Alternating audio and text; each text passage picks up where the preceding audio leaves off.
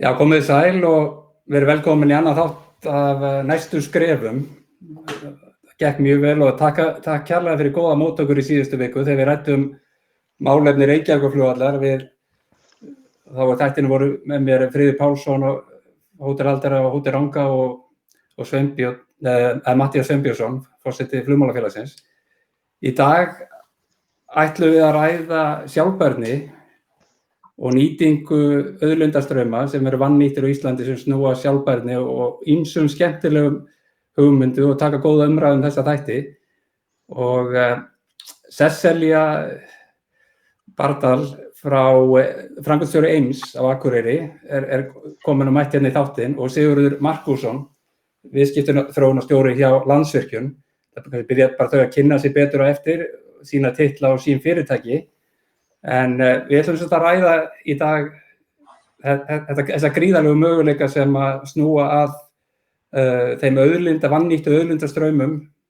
til dæmis í jarðvarmavirkjunum landsins og þá möguleika sem eru til staðar í að bæta raunlega þá nýtingu og við erum að horfa til framtíðar og þetta snýr allt saman mjög að sjálfbærni og gríðarlega spennandi og mikil tækifæri í þessu geira. Sesselja, þú myndir bara rétt og velkomin í þáttinn og bara bæði tvö. Sesselja, þú myndir byrja að segja okkur hérna hvað er Eimur og hvernig var þetta fyrir bara Eimur til og hvað snýst málið um? Já, bara takk kærlega fyrir að leyfa okkur Sigurði að vera með í dag. Ég er nýtekin við framkvæmdastjóri Eims og er búsett hérna á Akureyri. Eimur var stofnað 2017 og er Sigurður Markússon svona kannski faðirinn á bak við þessa hugmynd sem svona kannski ítti þessu í gang, má segja, og er minn svona mentor í þessu. Ég hringi oft í Sigurð til þess að fá svona feedback og svona aðstoð við að hjálpa mér að leiða verkefni áfram. Þannig að við erum svona nýbyrjuð, en ég er ekki einu í þessu verkefni í dag.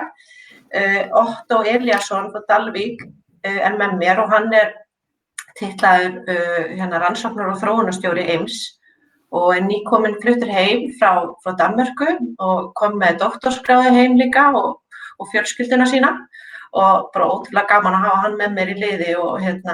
bætir heldur betur ofan á þekkinguna því hann kemur með svo rosalega allt annað bakland heldur en ég er með.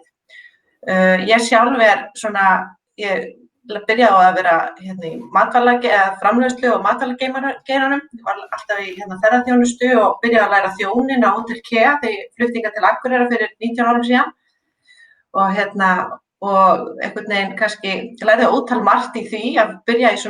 í þessum geira, þegar það kennir mann svo ótrúlega mikið einhvern veginn, maður fer siglu og lærir mannleg samskipti og ræða við fólk og alls konar. Svo þaðan fór ég að læra lögfræði og var svo að klára MBA-nám núna síðasta vor. Og inn á milli hef ég verið að stofnaði Kaffi Kú með manninu mínum sem var svona frumkvöðlaverkefni og svo hef ég verið að vinna í nokkrum stjórnum sem snúa svolítið mikið að búa til verkefni og fá fólk til að vinna saman og það hefur kannski verið svona það sem ég hef verið að brasa þangað til ég kom í þetta starf og þetta bara búið að vera að byrja ótrúlega vel. En hvað er Eimur? Eimur er svona, við viljum meina að það sé svona þróunar og nýsköpunardeild bakhjallana og bakhjallarnir eru Landsvirkjun, Norðurorka, Orkuveita Húsavíkur og SSNE, Samtök sveitarfélaga Norðurland eystra. Þannig að við erum í rauninni með orkufyrirtækin á þessu svæði og sveitarfélögin og má segja að kannski Eimur sé svona, rannsóknar og þróun eða nýsköpunardeild innan þessara fyrirtækja. Við erum svolítið að benda á tækifærin sem eru á svæðinu, hjálpa sveitarfélögunum að svona aðlagast sjálfbærni og reyna fiska eða veiða ný tækifæri í svona græn verkefni, í átt að sjálfbærni. Og það er svona, það sem við ætlum að gera núna er fyrst og fremst að nota sjálfbærnina og kenna sveitarfélögunum að hvaða tækifæri og í rauninni, tækifæri leikja í því að fara í þessa átt, en á sama tíma vinna með frumkvöðlum á svæðinu og atvinnulífinu sem nú þegar á svæðinu. Og svona reyna að tengja allt þetta fólk saman og mynda góða samvinnu þannig að við verðum sterkari og samkeppnishæf í þessum málum. Það svona það sem við ætlum að fara að gera næstu 3 árin. Já, þetta mjög spennandi, Sigurður. Ég held að við höfum hist fyrst á Hrafnagili 2016 þegar að vera ekki að dröga að einn. Ég satt í stjórn Norðurorku og þú varst þarna fyrir Landsvirkjun og þarna hittust helstu aðilar sem voru á góðum fundi í Hrafnagili. Hvað getur þú sagt okkur hvernig raunverulega svona þetta kemur til þá í svona þessu sögulega samhengi? Hver var hugsunin svona hálfu eins og Landsvirkjun sem kannski stóri aðilinn í málinu og með þessar stóru jarðvarmavirkjanir og raunverulega þessi merkilega saga með gufustöðina í Bjarnarflagi sem minnir mig sig frá 63. Þetta svona mjög merkilegt raunverulega það sem saga þeirra virkjunar og hún gengin í endurnýju lífdaga með betri túrbínum og slíkum hlutum og svo náttúrulega Landsvirkjun með Kröflustöð, 60 megawatt afstöð og svo Þeistareykir sem komu til raunverulega eftir að Immi var stofnaður. Ég held að liðið nýlega 3 ár síðan að fyrstu 45 megawattin í Þeistareykjum var tekið notkun og svo 2018 næstu 45, þannig að það 90 megawatt afstöðin þar og möguleikar að fara alveg upp í 200, menn að gera þetta hægt og rólega. En Sigurður, ef þú myndir aðeins, hvernig sér þetta fyrir og hver svona saga máls? Já, þetta byrjaði náttúrulega kannski alveg grunnurinn á þessu var svolítið svona við að kafa í ásamt samstarfsaðilum á svæðinu. Við höfum átt lengi samtal við þá á Húsavík og í Mývatnssveit í hvað er hægt að nota kannski þá hluta orkunar sem kemur við jarðvarmanýtingu sem nýtist ekki til raforkuframleiðslu og það er kannski munurinn á jarðhita og öðrum endurnýjanlegum orkugjöfum er að sko vind og sól og allt þetta, þú getur notað það til að framleiða rafmagn en samhliða jarðhitanum þá kemur líka rosalegt magn af heitu vatni og þetta er verðmæt orka sem er hægt að nota í gríðarlega margt. Ég las einhvers staðar að sko eins og út í Evrópu þá fer 50% af orkunotkun Evrópu fer í hitun og kælingu. Og út í Evrópu er þetta bara gas sem fer í þessa notkun og gasið er notað í að keyra alls konar iðnað og framleiðslu og annað. Og hugmyndin okkar kannski gekk svolítið út á það bara hvernig getum við stuðlað að því að við bætum nýtingu þessar auðlindar og þessi auðlind verður notuð til að skapa tækifæri fyrir íbúa svæðisins, verða einhvers konar svona hvati inn í nýsköpun og grunnurinn að nýjum tækifærum því að það sem við sjáum að er að gerast náttúrulega út í heimi er að það er allir að reyna að koma sér frá jarðefnaeldsneyti, hætta að nota gas og fara yfir í endurnýjanlega orku og það er ekkert rosalega einfalt með sól eða vind að gera það á hagkvæman hátt og þess vegna hefur svona svo hugmyndafræði sem ég hef svolítið gengið með í maganum er að eftir því sem þjóðir heims horfa meira og meira til þess að fara yfir í endurnýjanlega orkugjafa þá mun samkeppnishæfni Íslands og þeirra sem njóta þeirra gæfu að hafa aðgengi að heitu vatni, að tækifærin mun aukast þar. Því að þetta er náttúrulega ekki kannski bara við jarðvarmavirkjanirnar. Við erum með jarðhita út allt land, svokölluð lághitasvæði í Eyjafirði og alls staðar þarna á milli á þessu svona jarðfræðilega virka svæði á Íslandi. Og þú þarft ekkert endilega háhitasvæðin til þess. Og samspil þessar ólíka orkugjafa, rafmagns og hita geta verið grunnurinn að alls konar spennandi tækifærum en einhvern veginn þurfum við að byrja, við þurfum að finna okkur svolítið svona í hvað viljum við nota þessar auðlindir okkar, í hvaða greinar viljum við styðja við, hvaða leiðir viljum við fara og Eimur var svona svolítið kannski svona tilraun til að taka fyrstu skrefin, opna á samtalið milli fyrirtækja, sveitarfélaga og frumkvöðla til þess svona að fá boltan til að byrja að rúlla? Við sjáum eins og hérna okkar svæði að við höfum eins og lækina ána við Kröfluvirkjun sem maður búin að horfa áratugum saman, renna þarna heitu lækur eða á, þetta bara mikið vatn sem kemur frá. Nú komin með Þeistareykjavirkjun og síðan höfum við, til dæmis bara horfum maður yfir í Vaðlaheiði heima frá sér út úr gluggann og þar kemur þetta 56 gráðu heita vatn í miklu magni út úr Vaðlaheiðargöngum. Þannig að það mjög víða glatvarmi og svo eins og bara í Öxarfirðinum er mikill hiti í jörðu og við erum að sjá núna að þar til dæmis nýting varðandi fiskeldi og seiðaeldi, landeldi, þar byrjað að nota og eru mikla fjárfestingar tengdar því einmitt þar sem manni finnst eiginlega að grunnurinn sé einhver leyti að vera að nýta þennan varma og sums staðar bara glatvarma til þess að nýta í þessu. Þannig að maður sér þetta mjög víða austur frá Eyjafirðinum, ef maður horfir til austurs og bara Akureyringa, við horfum bara beint yfir í göngin og það sem stundum kallað gufu á, þegar við horfum bara gufuna frá læknum út úr göngunum. Þannig að þið hjá Eim og Cecilia ætlið að fara í þetta, að reyna að horfa á þetta heildstætt og skoða þessa möguleika, það hvort sem það landeldi eða seiðaeldi eða þörungaræktun. Það eru mjög mörg spennandi verkefni eins og Landsvirkjun hefur verið í samstarfi í Mývatnssveitinni, varðandi snyrtivörur og annað eins og við þekkjum frá Svartsengi og Reykjanesinu. Þannig að þetta svona það sem þið eru að horfa í. Svipað dæmi. Já, og bara, þú veist, á þessum stutta tíma sem ég hef setið hérna í þessar stöð, þá bara búið að vera svo gleðilegt hvað eru margir frumkvöðlar og reyndar fyrirtæki líka, eins og verkfræðistofur og svoleiðis, sem eru bara með alveg magnaðar hugmyndir og eru bara líka með einhvern veginn kraftinn í að fara að kýla á alls konar og hafa verið að setja sig í sambandi við okkur svona kannski með það í huga að við getum aðstoðað þau við að sækja stóra Evrópustyrki eða eitthvað svoleiðis og það eitt af þessum stóru verkefnum sem okkur langar til þess að gera og auðvitað draumurinn og við og ætlum okkur að verða helst sjálfbær eftir þessi 3 ár og vera búin að tengja okkur við það mörg verkefni og ná í það marga styrki að við gætum svo bara lifað áfram og búið til atvinnuuppbyggingu þannig.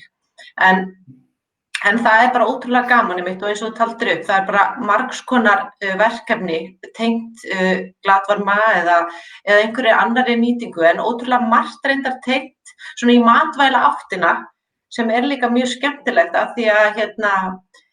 að sko ég veit að við Sigurður allan saman það að það eru tækifæri þar og Sigurður svo sem búin að vera svona að sýna mér þau tækifæri og opna augun mín fyrir því líka. Að svo staðreynd að við erum öll saman á þessum hnetti og okkur alltaf að fjölga og núna nýjustu tölur fyrir 2050 eru 10 milljarðar á þessum hnetti og á sama tíma mun orkuþörfin aukast 50% og vatnsþörfin aukast 50% og við erum núna í dag, það eru 3 milljónir manna sem eru ekki að fá vatn í nógu miklu mæli. Þannig að þú veist, það eitthvað svo skýrt að tækifærin við erum með þessa auðlindir hér sem við fengum í vöggugjöf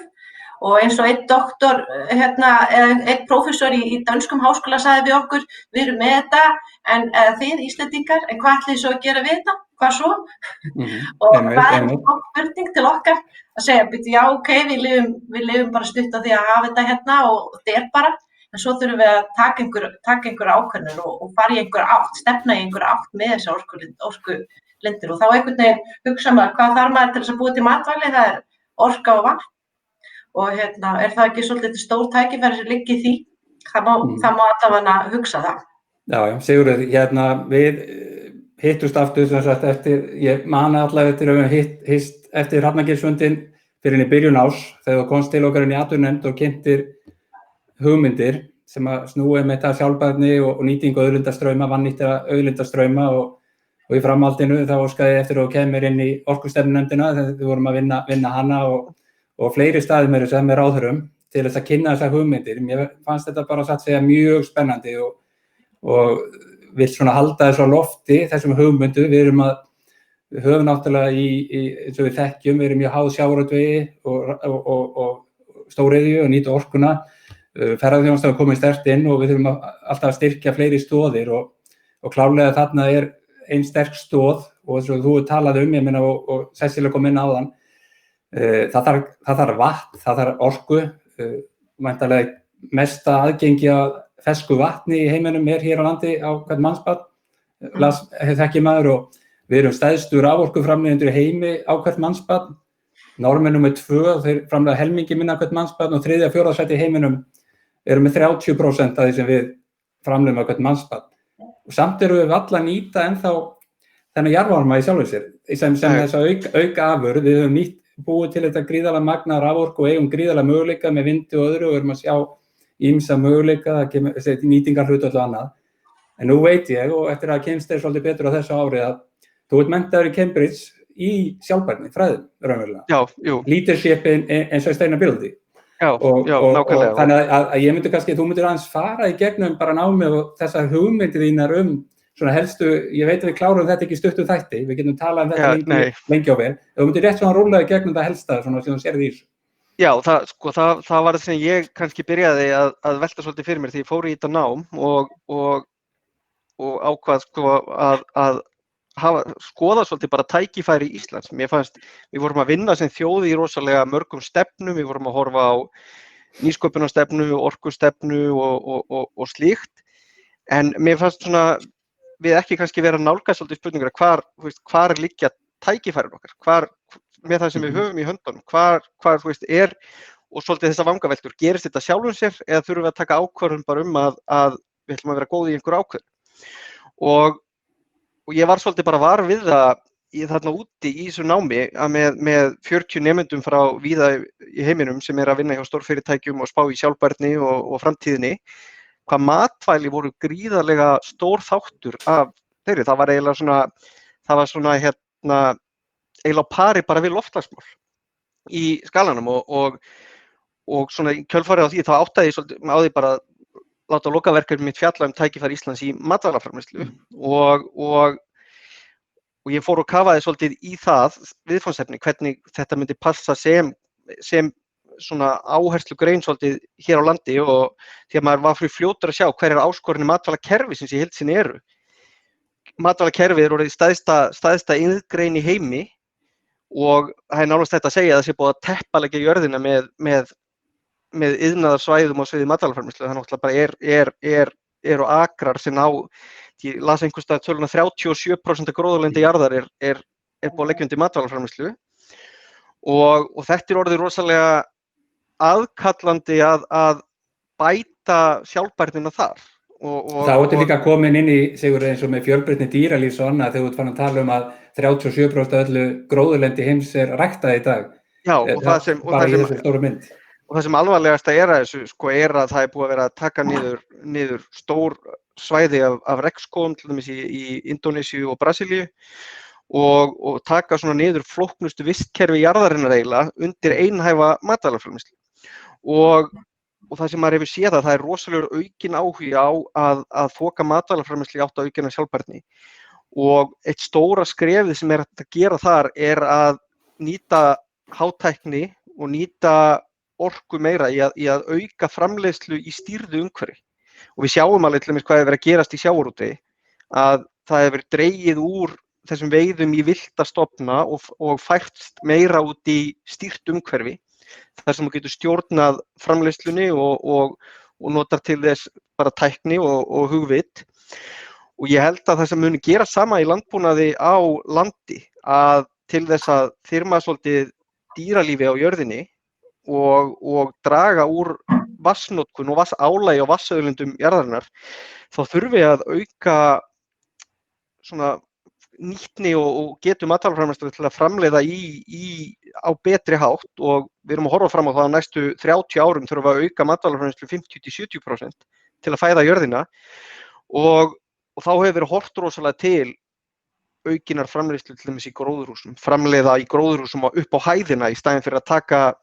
taka meira og meira land undir og það hefur náttúrulega bara gengið út úr það að fá meiri orku. Að þú breiðir út matvælaframleiðsluna á gríðarlega marga hektara til þess að taka meira pláss á móti sólinni, til að fá meiri sólarorku inn. Og nýsköpunin í dag svolítið að fókusera á í matvælaframleiðslu að konsentrera þetta svolítið bara að setja frekar orku inn í kerfið og framleiða auka þéttleikan í þörungaframleiðslu eða framleiðslu í gróðurhúsum upp á hæðina eða eins og vaksa fyrir sunnan eða ekki? Eins og vaksa er rosalega flott dæmi og framleiða þörunga þar sem þú hermir bara eftir lífkerfinu í hafinu en notar tölvutækni og stýrt umhverfi til þess að hámarka framleiðsluna og getur þar að leiðandi og framleitt hágæða prótein með miklu minna fótspori heldur en í svona náttúrulega umhverfinu og það hefur verið tiltölulega lítil nýsköpun í þessari tegund af matvælaframleiðslu bara í gegnum tíðina. En nú erum við að sjá að bara fyrirtæki heims er að átta sig svolítið á því að margar svona virðiskeðjur matvælaframleiðslu sem byggja á því að einhver hrávara er framleidd í einhverjum svona frumstæðum hlutum heimsins og koma svo á þennan alþjóðlega markað og það er ekkert hægt að garantera uppruna þessara vöru að fólk sem framleiðir búi við sómasamlegar aðstæður, hvaða efni eru notuð í þessa framleiðslu og annað. Og þetta eru fyrirtæki að verða rosalega meðvituð að þú eru farin að gera kröfu að þeir sem framleiða vörurnar geti sýnt fram á að gæði, að þú notar ekki eiturefni, að þú notar endurnýjanlega orku, að fólkið sem framleiðir búi við sómasamleg kjör og annað. Og þegar við tekum alla þessa þætti saman sem er að gerast, að þú sért í umhverfi þar sem er hægt að gera hlutina almennilega, að þú sért með orku sem er endurnýjanleg, þú ert með aðgengi af vatni sem er endurnýjanlegt líka, sem er orðið mjög stórt atriði í framleiðslugeirum heimsins, að framleiða vörur og lágmarka vatnsnotkun er eitthvað sem er gríðarlega mikilvægt, sem við kannski á Íslandi höfum ekki hugsunarháttur sem við erum ekki vön með okkar svona góðu aðstæður hérna. Þannig að þú hefur fulla trú á að sko raunverulega það sem er stóra málið, það sem ég hef mjög upptekinn orkustefnunefndinni og þá bara Sigurður og Cecilia eru sko samkeppnishæfni landsins, það gengur allt út á það. Við erum að keppa á alþjóðamarkaði, þannig að með orku, vatni og nýtingu og auðlindastraumum þá ætti samkeppnishæfnin í þessari virðiskeðju sem það lýsa fyrir okkur, hún ætti bara næstu árum að verða mjög samkeppnishæf í þessu stýrðaferli, sjálfvirkni, fjórðu iðnbyltingunni og það sem er að fara að gerast. Ef þú kannski aðeins fara gegnum það. Já, ég held að það sem er að gerast eins og ég kom inn á kannski er að tæknin er að aukast, sjálfvirknin er að aukast og til dæmis gróðurhús eða önnur svona framleiðsla matar er að vera miklu sjálfvirkari sig og kraft flokka sem þróunarríki á alþjóðabankanum 1970 verið að vera sko hátækni framleiðsluríki eins og í sjávarútvegi og eru með leiðandi tæknifyrirtæki í sjávarútvegi í heiminum og kannski tiltölulega auðvelt fyrir okkur að stökkva yfir í aðra tegund matvælaframleiðslu og við höfum allt þetta umhverfi, þennan ramma sem þarf til þess að keppa í þessari svona framtíðar sín varðandi matvælaframleiðsluna þar sem þú þarft endurnýjanlega orku og vatn og það mátt ekki nota eiturefni og annað og það kannski kemur kuldin okkar líka að góðu notum að við erum ekki með þennan sama þéttleika af svona óværum sem lifa hérna í loftinu eins og annars staðar það sem er heitar úti og með öllu það og tekur þetta allt saman inn í eina mynd og skoðar hvað við höfum hérna á Íslandi þá held ég að við séum í rosalega góðri stöðu til að keppa í þessari svona nýju skulum við segja matvælaframleiðslu sem gerð krafa er og við sjáum alveg áhuga marga aðalega eins og til dæmis Hollendinga sem eru risastórir aðilar í svona hátækni matvælaframleiðslu og að þeir hafa verið tíði gestir hérna eins og til dæmis hef ég séð á jarðhitaráðstefnum og annað hérna og horfa mikið til okkar jarðhitanýtingar því að þeir byggja risageira sem held ég man ekki nákvæmlega töluna þeir flytja út ávöxt og grænmeti held ég fyrir $9 milljarðar og þetta er allt saman nánast keyrt á gasi og ég er ekkert viss það að ef við horfum 10 ár fram í tíman að kröfuharðir neytendur sem eru mjög meðvitaðir umhverfisáhrif og annað vilji til dæmis kaupa vöru sem er framleidd með jarðefnaeldsneyti. Það átt að pæla í kolefnisspori viðkomandi vöru og slíkur hlutum við getum lágmarkað það hér Við getum lágmarkað það hér og síðan náttúrulega sem ég finnst líklegt að gerist bara með matvöru sama og hefur gerst með bifreiðar að þú borgar bara fyrir kolefnisfótsporið, þú borgar bæði fyrir það í eldsneytinu og innkaupaverðinu á bílnum. Og mér finnst mjög líklegt að við sjáum að matvælaverð muni verða svona einhvern veginn, sko, kolefnisfótsporið verði í framtíðinni tekið inn í. Bara þau áhrif sem þú hefur á umhverfið á þessari matvælaframleiðslu, það verði hluti af vöruverði. Og þá náttúrulega, ef við getum framleitt vöru hérna á sjálfbærari hátt heldur en annars staðar, þá mun það ýta undir samkeppnishæfni okkar. Og ég held að sko, fólk átti sig ekki á því að þessari svona einstöku tækifæri sem við höfum í jarðhitanum, þar sem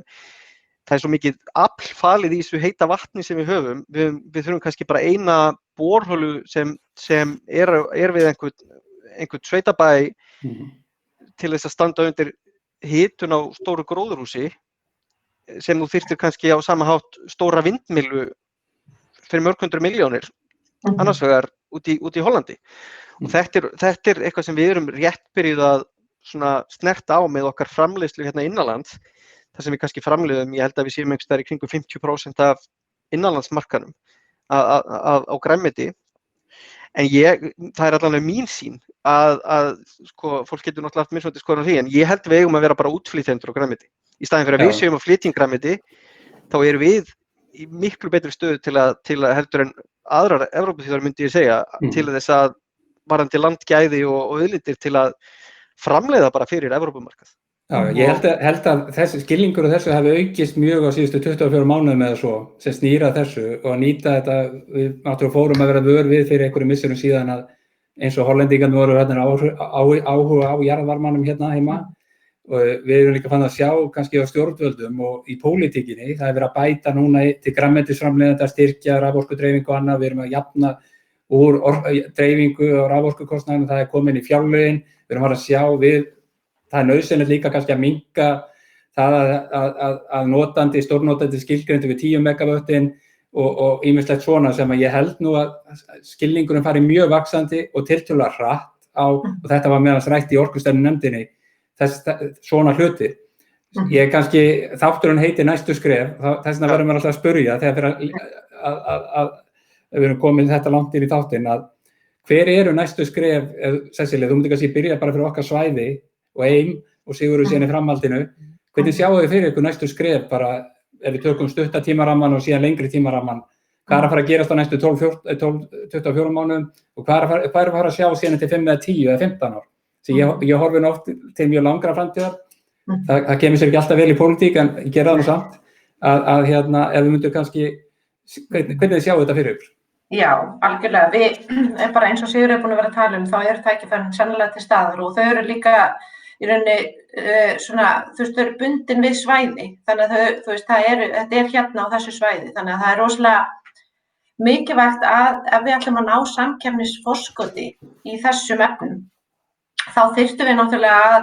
gera svona innviðagreiningu, hvað er það sem vantar, hvað er það ef að kemur fjárfestir hérna eftir 3 mánuði, hvernig getum við svarað öllum spurningunum sem að hann ætlar að koma með, varðandi bara alls konar. Og við þurfum að vera með svör við þessum spurningum svona, og vera með útpælt svör og svona, og kannski vantar okkur svolítið þar, við erum náttúrulega, þetta er svona nýtt fyrir okkur og við eigum mikið í rauninni inni þarna, við þurfum að vanda aðeins vinnun okkar í þessu og vera tilbúin þegar kalli kemur, ef það koma vinna í hæginu hvað vöru vera að selja, þannig að samfélag er bara tilbúið, sveitarfélögin, stjórnvöld, þetta er það sem við ætlum að selja og þannig að aðgengið verði miklu betra og þetta taka ákvarðanir hratt og vel, ekki endalausar 4-5 ára eða eitthvað, heldur það sé að gera á styttri tíma. Já. Akkurat, þannig að af því að eins og nefndir áðan, það er alveg hægt að finna jarðvarma á öðrum stöðum og þessar auðlindir, en kannski ekki í þessu sama magni og með svona,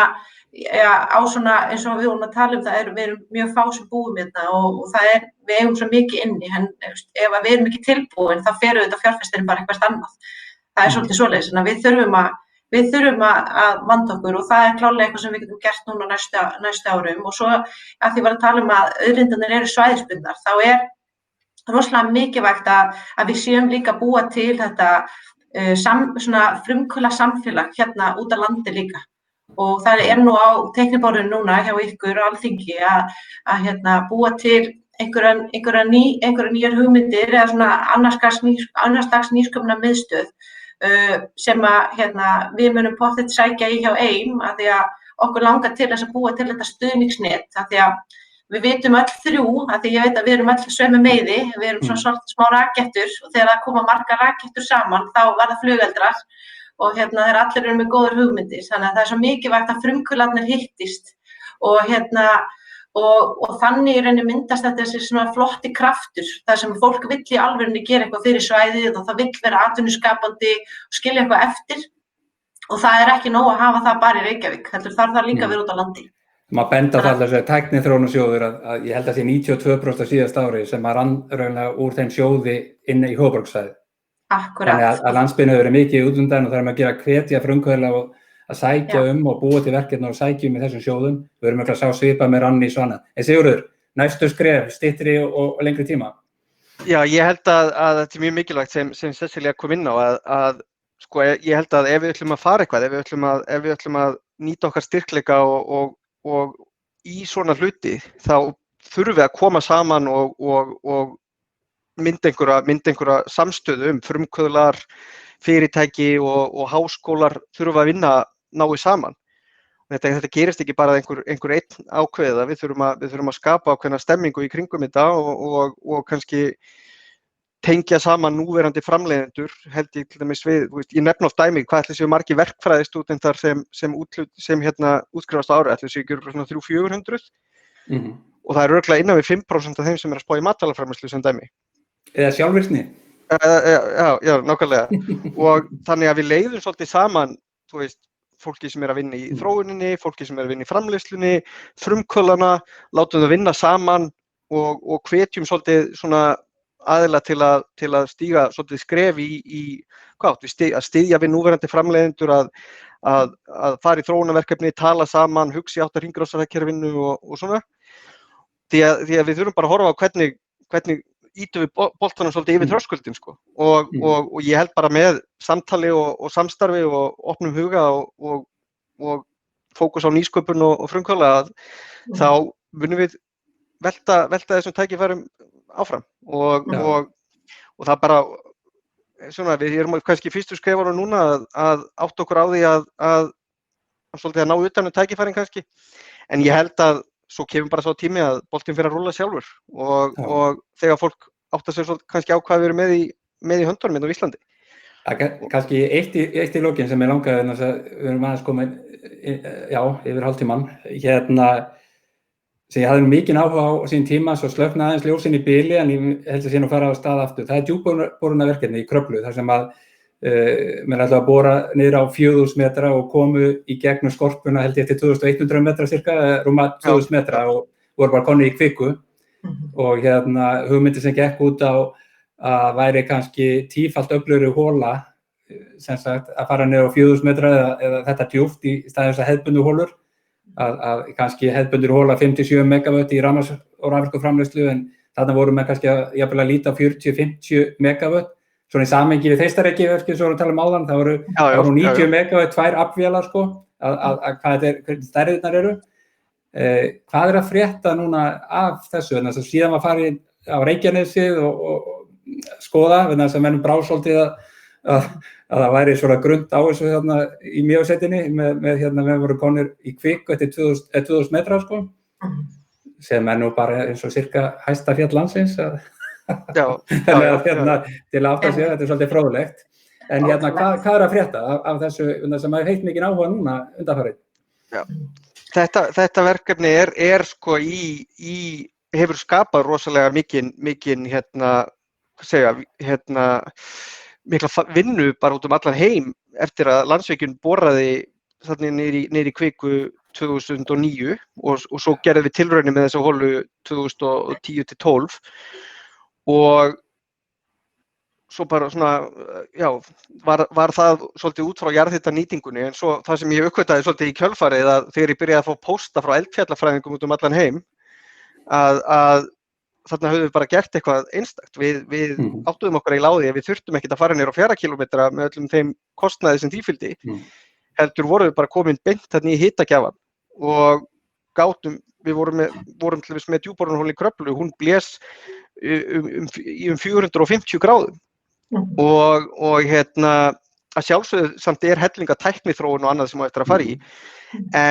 en ég held að það sem búið að gerast núna að vísindasamfélagið sem snýr að eldfjöllum sérstaklega og svona framtíðar jarðhitanýtingu búin að kveikja á perunni og við erum búin að búa til ákveðin ramma í kringu verkefni sem heitir Krafla Magma Testbed sem í samstarfi við jarðvísindastofnanir í Bretlandi, Bandaríkjunum og Ítalíu að taka þetta svolítið lengra og þarna vill vísindasamfélagið bara búa til eitthvað svona sem mætti líkja við Hubble-sjónaukann eða öreindarhraðalinn í CERN sem væri bara svona rannsóknar innviðir þar sem þetta eini staðurinn í heiminum þar sem við vitum hvar kvika í eldfjalli og við höfum borað í hana og við vitum að við komumst þangað, þannig að vísindamenn vilja fara með þetta þangað að þarna verði bara rannsóknarmiðstöð heimsins til að skoða kviku og við sjáum til dæmis fyrir okkur að þarna geti til dæmis eimur verið svona tengiliður svæðisins inn í þetta rannsóknarsamfélag. Og þarna geti myndast svo þessi flotta stemning eins og við vorum að ræða þú veist, sem geti bara myndast í kringum þetta, þú veist, bæði á vísindasamfélagi, frumkvöðlum, ferðaþjónustu, þú veist, þetta myndi draga að svo marga ólíka geira og það er nefnilega það sem er svo spennandi núna við þessa tíma að einmitt að það er svo ólíkt fólk frá ólíkum geirum, hvað sem þú veist, og eru hönnuðir þar eiginlega líka mjög mikilvægir, jafn mikilvægir og vísindamenn og verkfræðingar og matvælafræðingar, bara til þess að líka koma með svona, eitthvað svona visual, þú veist, eitthvað svona teikningu að því, þú veist, hvað getum við fengið á svæðið. Og mér finnst það eiginlega skemmtilegasta líka við núna að hvað við erum að fara að blanda mörgum geirum saman. Nú erum við ekki bara að fara að vinna lögfræðingagrúpan á móti þessari grúpu, heldur öll svæðin að fara að blanda saman og mér finnst það svo einkennandi í sjálfbærninni. Að þetta bara ekki eitthvað eitt lögfræðingagrúpa eða verkfræðingagrúpa, heldur þetta bara allir í bland. Og það gerir þetta einhvern veginn svo sterkt og svona miklu meiri líkur að það verði eitthvað alvöru sem gerist úr því. Ég held sem mjög góða punktur á Cecilie að sko, þetta er einmitt kannski sjálfbærni svolítið í hnotskurð. Ástæðan fyrir því að það reynist oft aðilum erfitt, hvort sem við séum að horfa á sveitafélög eða aðra, að þoka sjálfbærni áfram að sko, þú þarft samtal svo margra ólíkra aðila til þess að hreyfa við þessum hlutum. En þannig held ég sé mikið tækifæri fyrir til dæmis Norðurland að í svona alls konar verkefnum, við sjáum það bara eins og í þessu Kröfluverkefni, að undir verkefni að þessu var að fá styrk núna frá Evrópusambandinu í gegnum þar sem við erum aðilar í gegnum EES-samstarfið að það munu 9 doktorsnemar, 9 manns munu eyða 3 árum af ævi sinni bara í að stúdera Kröflu. Og þetta í samtals 43 mannar sem fara bara þarna í rannsóknir á einu eldfjalli. Og ég held að svona dæmir verkefni sem sko, svona samfélag getur verið mjög öflugur þáttakendur í og byggt upp alls konar samfélag svona, sem byggir á sérfræðiþekkingu og því auðlindu sem á svæðinu og annað og háskólastarfsemi og rannsóknarstarfsemi. Og það sem við stefnum að með AIM að vera mjög öfluga slíka starfsemi þar sem við svona búin til hvað sem vera svolítið cutting edge svona þegar kemur að tækni og vísindum og þróun. Já, þannig að ég held að þetta eru mjög góð lokaorð og ég sé bara á þessu talauka við erum öll á sama stað að möguleikarnir eru gríðarlegir sem að snúa þessu og þessu samkeppnishæfni Íslands varðandi þessi mál og sjálfbærnina og hvernig við sjáum þróuna fyrir okkur næsta ári eru miklir og það sem kannski út úr þessu spjalli líka hvernig þessi virðiskeðjan að verða meira í lokuðu ferli varðandi matvælaframleiðslu eins og að koma inn á hérna áðan með raforkuna, vatnið í stýrðu umhverfi og slíkir hlutir þannig að það verði samkeppnishæfni sem við höfum upp á að bjóða í framtíðinni. Þannig að ég bara þakka kærlega fyrir þessa frábæru umræðu. Þetta er virkilega áhugamál og eitt af þessum mörgu, maður áður mörg, sem að mér finnst óbóðslega skemmtileg og ég þetta var svo mikið hugljómun þegar maður hitti Sigurð í byrjun árs að sjá þetta bara í kynningu sem að svona vel sett fram. Þannig að ég vildi endilega halda þessu til að haga hér fyrst maður byrja þessu þáttum. En ég vil bara þakka kærlega fyrir í dag en síðan í næsta þætti, ég lofaði hér að það eru fjölbreytt efni rætt í næstu skrefum og í síðustu viku ræddum við Reykjavíkurflugvöll og grænt flug meðal annars og gríðarlega breytingar sem að verða þar varðandi rafmagnsflugvélar og vetni og annað. Hér erum við að tala sjálfbærnina, en í næsta þætti ætla ég að ræða við Björn Bjarnason varnar- og öryggismál og Norðurlöndin í því samhengi. Þannig að það verður næsta sunnudag. En þakka ykkur, Sigurður og Sesselja, kærlega fyrir komin í dag og við erum örugglega eftir að tala saman síðar. Takk. Sömuleiðis, takk kærlega fyrir okkur. Já. Takk.